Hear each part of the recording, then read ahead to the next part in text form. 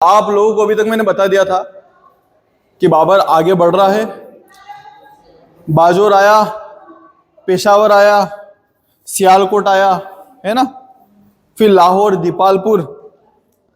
अब क्या हो रहा है, पानीपत का प्रथम युद्ध हो रहा है। तो अपन क्या पढ़ेंगे, आज का अपना टॉपिक क्या है, पानीपत का प्रथम युद्ध।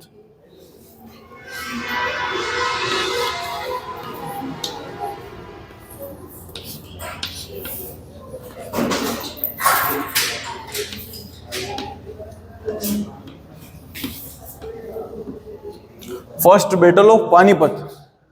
नॉर्मल एग्जाम में कुछ भी नहीं, बस इसका सन लिखा हुआ आप लोगों से पूछेंगे कि इसका सन क्या है, किस सन में पानीपत का प्रथम युद्ध हुआ था। तो 1526 पानीपत का युद्ध हो रहा है। तो अपने को पहले जानना पड़ेगा कि आखिर में पानीपत का युद्ध हो क्यों रहा है। यह युद्ध बाबर और इब्राहिम लोदी के बीच में हुआ और उसका कारण क्या है, क्यों बाबर पानीपत का युद्ध लड़ रहा है। इसलिए अपने को थोड़ी सी कहानी है, उस कहानी को थोड़ा सा समझना पड़ेगा। एक बात तो यह है कि राणा सांगा का दूत आया है। क्या है, राणा सांगा का दूत आया है। किसके पास में आया है, बाबर के पास में।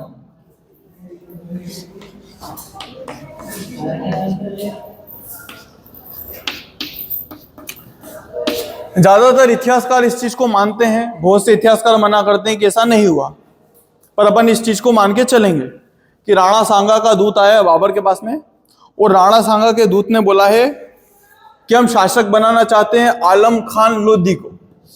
किसको, आलम खान लोधी को।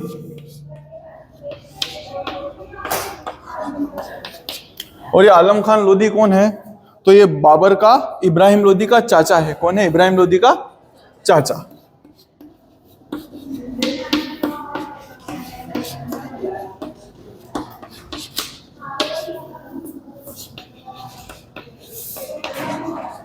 मतलब अभी सब लोग चाहते हैं कि बाबर आए भारत में, बाबर आए भारत में और इब्राहिम लोधी को कैसे भी हरा दे। बाबर आएगा, इब्राहिम लोधी को हराएगा, दिल्ली लूटेगा और फिर से चला जाएगा, और दिल्ली फिर हम में से किसी के हाथ में छोड़ जाए। राणा सांगा भी चाहते हैं कि दिल्ली पे फिर से हिंदुआ सूरज या हिंदुआ ध्वज लहराए, मतलब फिर से किसका राज हो, राणा सांगा का राज हो। मतलब राणा सांगा मतलब हिंदुओं का राज हो, ऐसा राणा सांगा चाहते हैं। आलम खान लोधी भी क्या चाहता है कि हाँ मेरा राज हो। अगर राणा सांगा सीधे सीधे बोल दे कि मैं बनना चाहता हूं, बाबर मानेगा क्या? वो किसी हिंदू का साथ क्यों देगा? तो राणा सांगा क्या बोल रहे हैं कि मैं नहीं बनना चाहता हूं, अपन किसको मिलकर बनाएंगे, आलम खान लोधी को बिठाएंगे दिल्ली की गद्दी पे। एक कारण तो ये है। और क्या हो रहा है, तो इब्राहिम लोधी का चचेरा भाई है, आजा,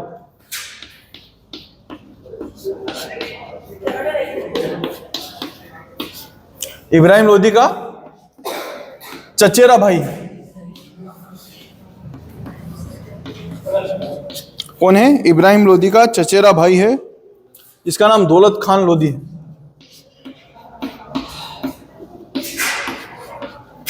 दौलत खान लोधी ये भी चाहता है, ये भी क्या चाहता है कि शासक इब्राहिम लोधी, क्या है, इब्राहिम लोधी जब शासक बना तो अपने चचेरे भाई की, अपने चाचा की, इनकी इज्जत करना कम कर दी उसने। जब उसने इज्जत करना कम कर दी, अपमान करने लग गया, तो ये लोग परेशान हैं। इनके मन में ये कि यार अपन कुछ शासक बने, इसको हटा के। तो ये सब नफरत करते हैं उससे। तुम लोग भी देखना, जब तुम ऊंचे ओहदे पे पहुंच जाओगे तो तुमसे सब रहेंगे तो प्यार से, पर होगा क्या, अंदर अंदर जलेंगे। होता है ऐसा, बस ये यहां पे भी हो रहा है बेटा। इब्राहिम लोधी के सामने सब अच्छे रह रहे हैं, पर ये कोशिश करते हैं कि कैसे भी इसको हटा दें। तो क्या हो रहा है, इसका चाचा भी पसंद नहीं कर रहा है इसको, और इब्राहिम लोधी का चचेरा भाई दौलत खान लोधी भी पसंद नहीं कर रहा है। आगे बढ़ते हैं, आगे क्या हो रहा है। ये सब मिलके किससे हेल्प मांग रहे हैं, तो किससे हेल्प मांग रहे हैं, बाबर से। ये सब किसके पास में गए हैं, बाबर के पास में।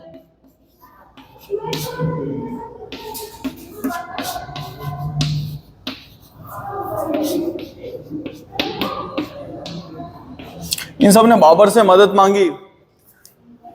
बाबर इस दौलत खान लोधी का बड़ा सम्मान करता था, बहुत सम्मान करता था इसका। पर ऐसा कुछ होगा बीच में कि बाबर को इसके खिलाफ युद्ध लड़ना पड़ेगा। किसके खिलाफ? दौलत खान लोधी के खिलाफ। ये दौलत खान लोधी को हरा देगा। पर अपन सब सिर्फ अभी इतना जानना चाहते हैं कि क्या कारण है कि बाबर युद्ध लड़ने के लिए आ रहा है। अब इसकी हेल्प करने के लिए कितने लोग हो गए हैं? दौलत खान लोधी, आलम खान लोधी, राणा सांगा, और देखो और एक और इसका बेटा है दिलावर खान, दौलत खान लोधी का पुत्र है, पुत्र दिलावर खान।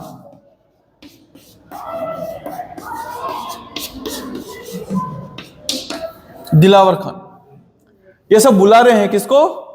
बाबर को। इतनी चीजें समझ में आई। और कारण देखते हैं बाबर के यहां पे आने के।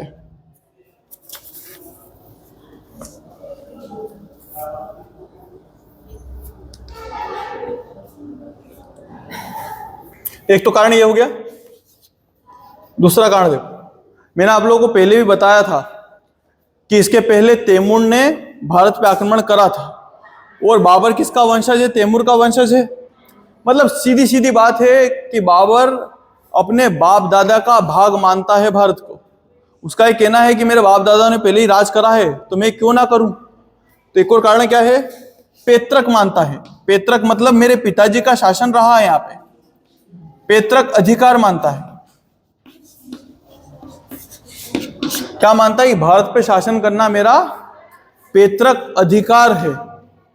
मेरे पापा, मेरे दादाजी रहे हैं वहां पे, इसलिए मेरा अधिकार है कि मैं भारत पे शासन करूं। और वो भी खासकर विशेष रूप से कहां? पंजाब के क्षेत्र में, विशेष रूप से पंजाब के क्षेत्र में।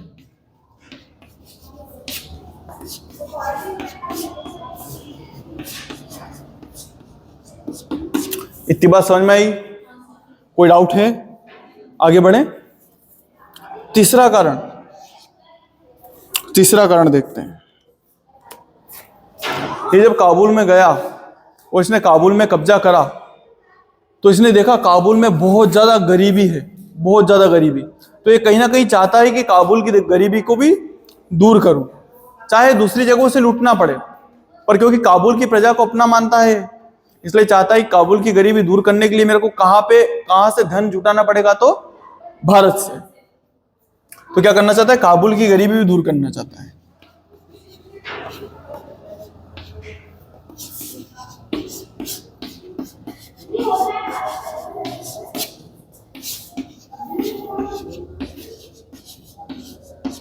क्या करना चाह रहा है? काबुल की गरीबी भी दूर करना चाहता है। फिर इसने भारत की आर्थिक संपन्नता के बारे में सुना है। मैंने आप लोगों को बताया था कि 111 साल की बुढ़िया से मिला था ये। तो उस बुढ़िया ने क्या बताया था? कि आपके पूर्वज तो पहले ही भारत पे शासन करते थे। और क्या बताया था? कि यहाँ पे तो सोने की सीलियां मिलती है, मतलब खोदोगे तो पत्थर नहीं मिलेंगे, ऐसे सोने के सीलियां मिलेंगी। वो चीज पॉसिबल नहीं है। पर फिर भी जब काबुल पे राज करा बाबर ने, तो उसके दिमाग में एक ही चीज, दिन रात वही चीज सोचा करता था कि सोने की सीलियां है ना, जब मैं भारत को जीतूंगा तो खूब पैसा ही पैसा आएगा। बस दिन रात भारत ही भारत के सपने देखा करता था। तुम लोग भी देखते होगे, पर इतने बड़े बड़े सपने ही नहीं देखते हो जीतने करने के, तुम दूसरे देखते हो। वो शासक था, उसका दिमाग थोड़ा ज्यादा चलता था, ऊंचा सोचता था। तुम इतना अच्छा सोचते ही नहीं हो। तुमने तो तैयारी का भी नहीं सोच रखा है, कुछ तैयारी करेंगे, अभी थोड़ी देर पहले पता चला है। तो उसकी बड़ी आकांक्षावादी व्यक्ति था। वो क्या सोचता है? कि भारत पर राज करूंगा। अब दिन रात उसी चीज के बारे में सोचता है। तो उसने क्या, भारत की संपन्नता के बारे में खूब सुना था।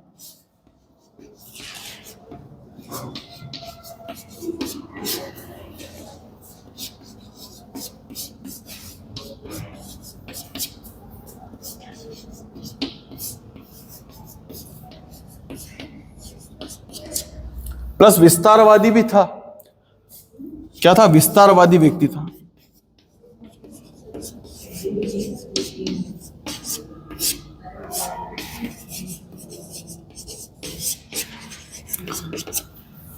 अच्छा, विस्तारवादी व्यक्ति था तो आप लोगों को देखना पड़ेगा, विस्तार वो पश्चिम की तरफ कर नहीं सकता था, क्योंकि पश्चिम की तरफ से तो वो खुद आया था और हार के आया था कि जीत के आया था?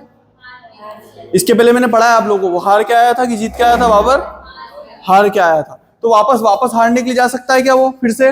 नहीं। तो अब उसको पूर्व में जाना पड़ेगा, जाना पड़ेगा। तो विस्तार के लिए आपका 5वां पॉइंट क्या बन जाएगा कि विस्तार के लिए पश्चिम के द्वार अब उसके लिए बंद हैं, क्योंकि पश्चिम में शक्तिशाली शासक है ना। पश्चिमी विस्तार की संभावना खत्म है, की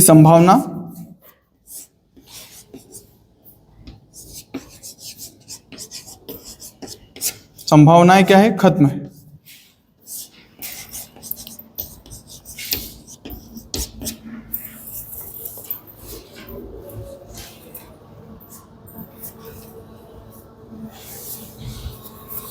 तो बाकी तो एक कारण है ही सही, राणा सांगा ने बुलाया है, दौलत खान लोधी का साथ है, आलम खान लोधी का साथ है, दिलावर खान का साथ है, मतलब बुलाने वाले बहुत सारे लोग हैं। तो इसके मन में क्या है कि हेल्प करने वाले अपने साथ में कई सारे लोग हैं, अपन चाहे तो यहाँ आके शासन कर सकते हैं। पर जो हेल्प करने वाला व्यक्ति है उस चीज का ध्यान रखना, जो हेल्प, ये जितने लोग बुला रहे हैं ना, ये सपने संजो रहे हैं काय के कि दिल्ली पे अपन शासन करेंगे। बाबर आएगा और सिर्फ क्या करके जाएगा? लूट मार करके चला जाएगा। पर ऐसा होगा क्या? जैसे तुम लोगों ने मेरे को बुलाया कि सर दलोदा में खूब संपन्नता है, आप आओ। ऐसे नहीं बुला सकते हो, पर अपन मान रहे हैं। तो मैं मंदसौर से सेना लेके आया। अब तुम लोग क्या सोच रहे हो कि रत्नेश्वर आएंगे, लूटमार करेंगे, फिर मंदसौर आ जाएंगे? ऐसा होगा? पर मेरे को दलोदा पसंद आ गया।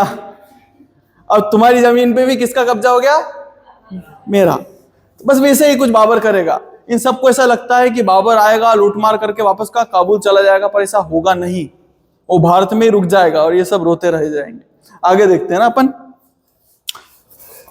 अब डाल लो पानीपत का युद्ध, कारण देख लेना। ये कारण है ना बेटा, पानीपत के युद्ध के कारण, या कारण लिख लेना। पानीपत के युद्ध के क्या कारण है? तो कारणों में ये 5 कारण लिख लो। फिर अपन पानीपत का युद्ध देखते हैं कि हुआ तो हुआ कैसे।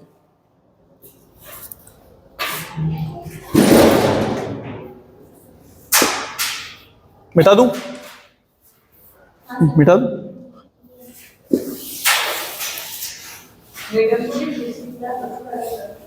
बिठवाएंगे अभी तो। वो बैंक वाले मैडम को बिठवाना था, वो चले गए, पर वो उनको बोरिंग लगी थी ना।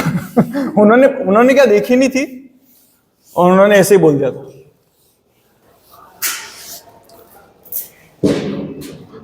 बच्चे उनकी बात का जवाब नहीं दे रहे थे। वो इसलिए नहीं दे रहे थे क्योंकि वो हिस्ट्री की क्लास से निपटे थे, तो उनको मजा आ नहीं रहा था मैडम की बातों में। मैडम की बातों में मजा नहीं आ रहा था, तो मैडम को ऐसा लगा कि ये इतने ज्यादा चुप चुप क्यों हैं बच्चे। अब उनको कौन बताएगा मैडम, वो चाहते हैं बच्चे कि आप चले जाओ, आप जाओ और फिर इस आदमी को पढ़ाने दो। अपन मुंह से भी नहीं बोल सकते मैडम प्लीज, अच्छा नहीं लगता ना, मेहमान है अपने। अब क्या हो रहा है? पानीपत का युद्ध हो रहा है।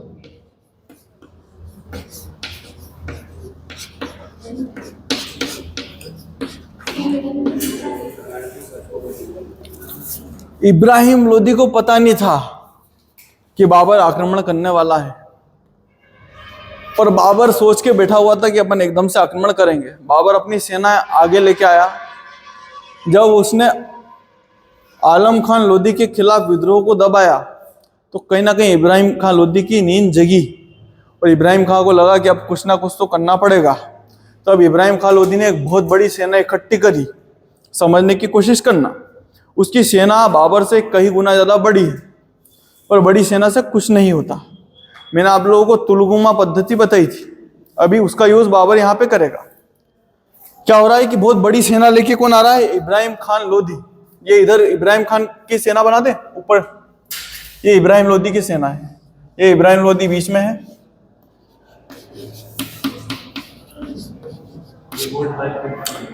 यहां पे कौन, इसने सबसे आगे आगे हाथी रख रखे हैं। क्या रख रखे हैं? हाथी। इसकी सेना के फ्रंट में इसने क्या रख रखे हैं? हाथी रख रखे हैं। पीछे ही पीछे धनुर्धारी रख रखे हैं, आर्चर्स। और बीच में अपनी मेन सेना रख रखी, इब्राहिम खान लोधी।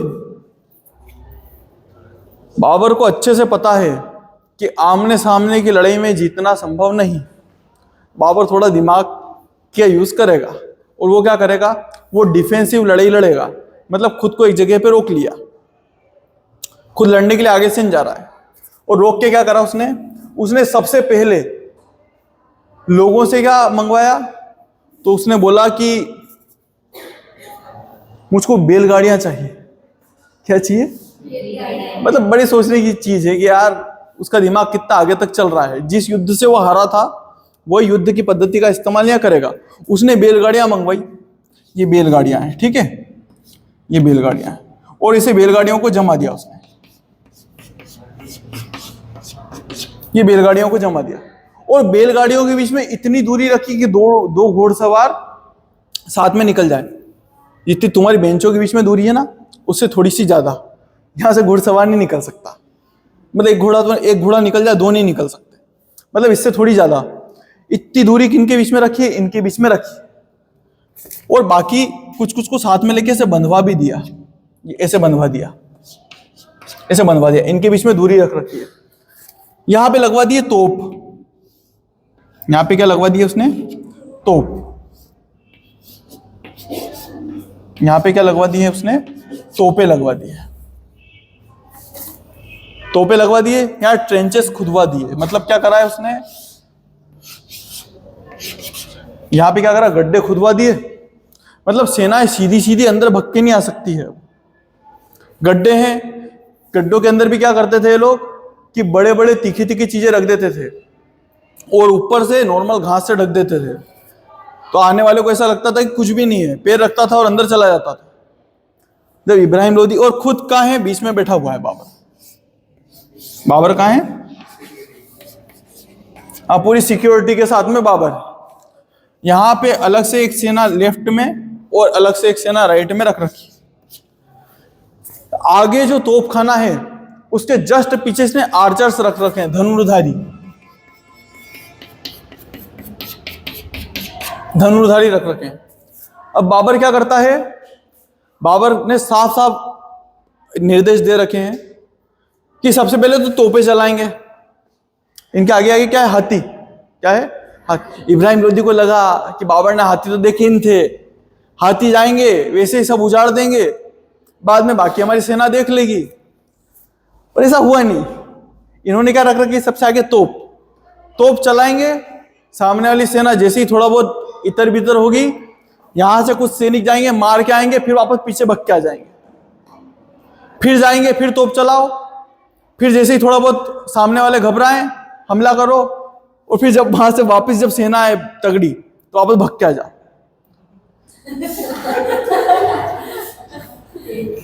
जैसे तुम लोगों में से कई लोग करते होंगे अपने भाई बहनों के साथ में, बड़ों के साथ में, मारना और फिर भग के आ जाना। पर बाबर को पता नहीं था कि इतनी भयंकर सफलता इनको मिलेगी। सफलता ऐसे मिली कि इब्राहिम लोदी ने जिन हाथियों को सबसे बड़ी अपनी ताकत समझा था, वो तोपों की आवाज से घबरा गए। इंसानों से नहीं डरते थे वो, पर तोपों की आवाज उनने कभी सुनी नहीं थी। प्लस जैसे बारूद निकलता था तो आग भी जलती थी, और आप लोगों को पता होगा सब जानवर आग से डरते हैं। तो तोपों की आवाज से, आग से हाथी इतना ज्यादा घबरा गए कि वो जो सामने जा रहे थे वो पलट गए, और पलट गए और अपने सैनिकों को कुचलना चालू कर दिया। ये जो इसकी व्यवस्था है, इस व्यवस्था में कुछ नाम है, वो देख लेना। पहले बस युद्ध को जान लो कि क्या क्या हो रहा है। क्या हो रहा है? जब इसकी सेना ने अपने लोगों को कुचलना चालू करा और बहुत बुरी तरीके से कुचला। जितने बाबर के सैनिकों ने नहीं मारा ना इब्राहिम लोदी की सेना को, उतने इब्राहिम लोदी के हाथियों ने मार दिया उसकी सेना को। अब बुरी किस्मत लेके, पर इब्राहिम लोदी एक बहुत वीर योद्धा था।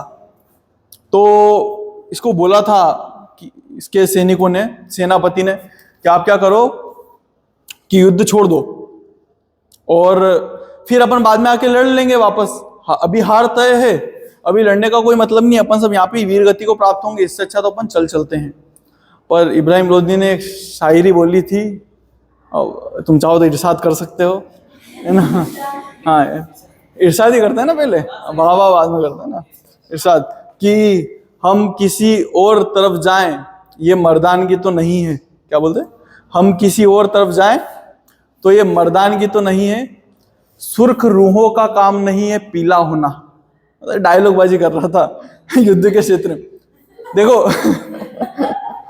अच्छा लगा डायलॉग, मैंने एक बार स्टेटस भी डाला था इसका पर देखो, आप में वीरता और बेवकूफी में ज्यादा अंतर नहीं होता है। अभी ये शायरी आप लोगों को भी अच्छी लगी, आप लोग भी स्टेटस डाल दोगे अच्छी है शायरी, पर सोचो इससे कुछ मिला क्या?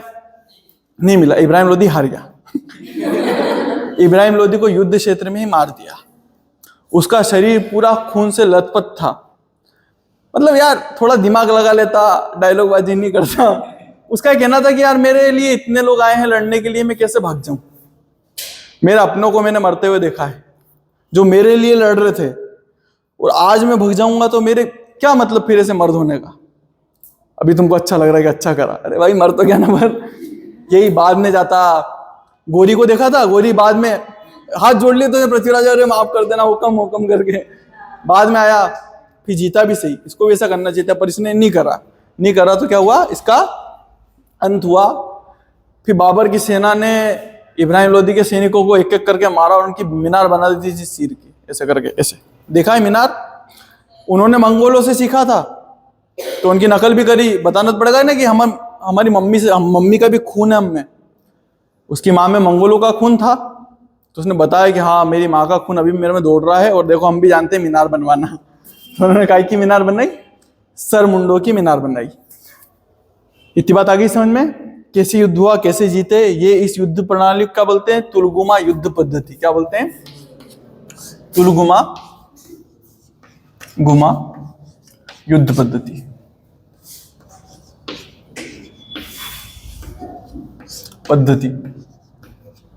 देखो ये पद्धति तो तुम लोग समझ गए, पर इसमें जो क्वेश्चन आते हैं वो देख लो। ये सीखी कहां से है?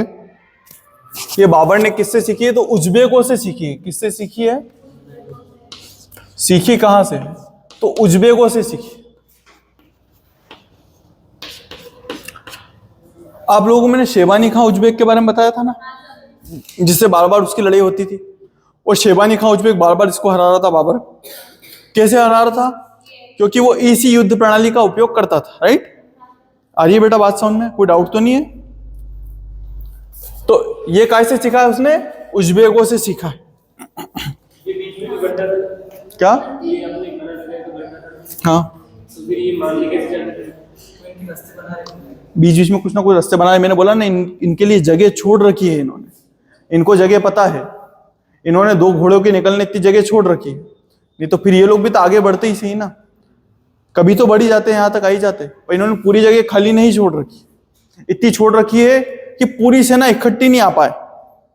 हमारी सेना निकलती रहे, हमको पता है कहां से निकलना है, कहां से जाना है। यहाँ पे भी इन्होंने ट्रेंचेस बना रखी थी। जैसे यहाँ पे तो इन्होंने जगह छोड़ी है, यहाँ पे इन्होंने अलग से बना रखा था जहां इन्होंने जगह छोड़ी ही नहीं, ताकि ऐसा नहीं हो कि पीछे से हमला हो जाए। अच्छी युद्ध प्रणाली है।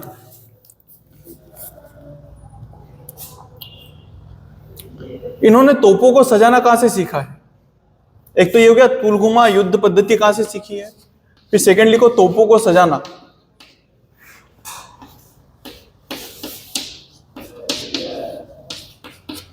तोपों को सजाना, तोपों को सजाना, ये उस्मानी पद्धति है। ये कौन सी पद्धति है? उस्मानी पद्धति।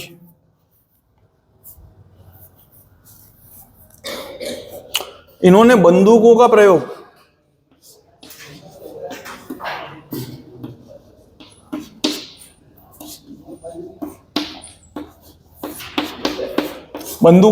कहां से सीखा था? तो ईरान से सीखा था। मतलब बोलता ना, जहां से जो भी चीज सीख सको सीख लो। ये आदमी हर जगह से कुछ ना कुछ सीख रहा है। सीखने में मना नहीं कर रहा है कि हाँ मेरे दुश्मन है तो मैं सीखूंगा नहीं। ये क्या कर रहा है? सब लोगों से सीख रहा है, उस्मानों से सीख रहा है, उज्बेकों से सीख रहा है, ईरानी लोगों से भी सीख रहा है। फिर इसके मुख्य बंदूकची का नाम भी लिख लो, बंदूकची। इसका जो मुख्य बंदूकची था उसका नाम मुस्तफा खां था।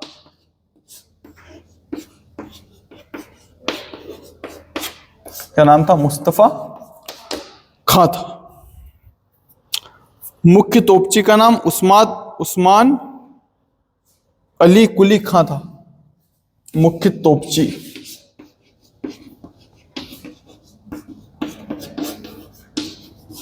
वैसे तो पूछता ही नहीं है, पर फिर भी कभी आ जाए क्वेश्चन तो आप लोगों के पास में रहे। क्या है? उस्मान अली कुली खान। अली कुली खान लिख लो यार, नाम था अली कुली खां था। इस side Mehdi Hasan. Left wing का प्रमुख कौन था? मेहंदी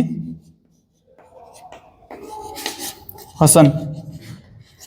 और राइट विंग कौन संभाल रहा था? हुमायूं।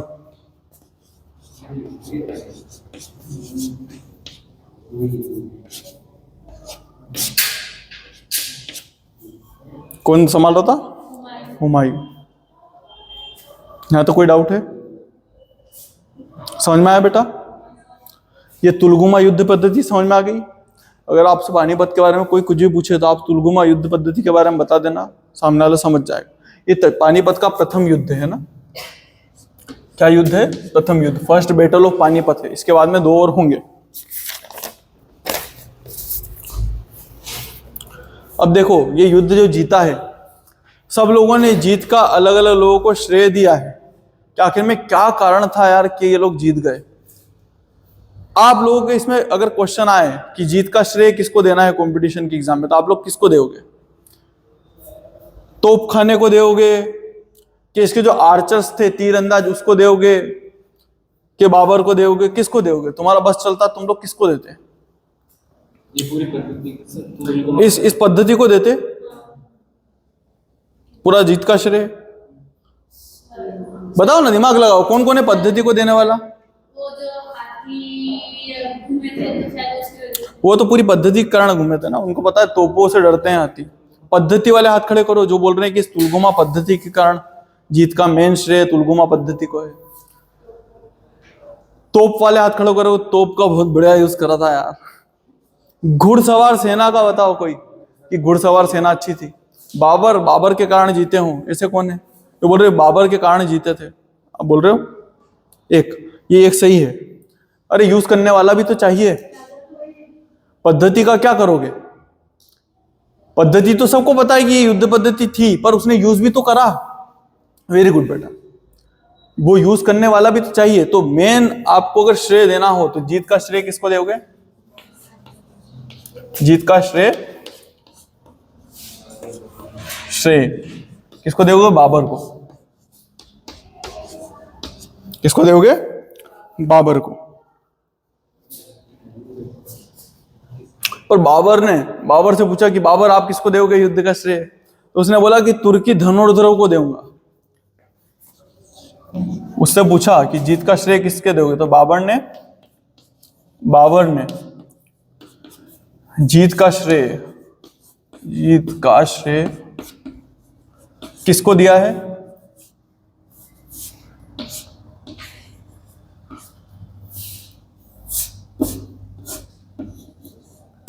श्रेय किसको दिया है? तुर्की धनुर्धरों को दिया है। तुर्की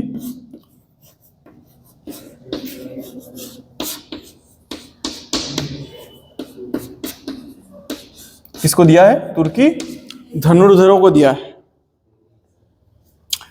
ए श्रीवास्तव एक इतिहासकार हैं, उन्होंने किसको दिया है? तोप खाने को। तुम में कोई श्रीवास्तव है क्या? है? नहीं है। ए श्रीवास्तव एक इतिहासकार हैं, ए श्रीवास्तव।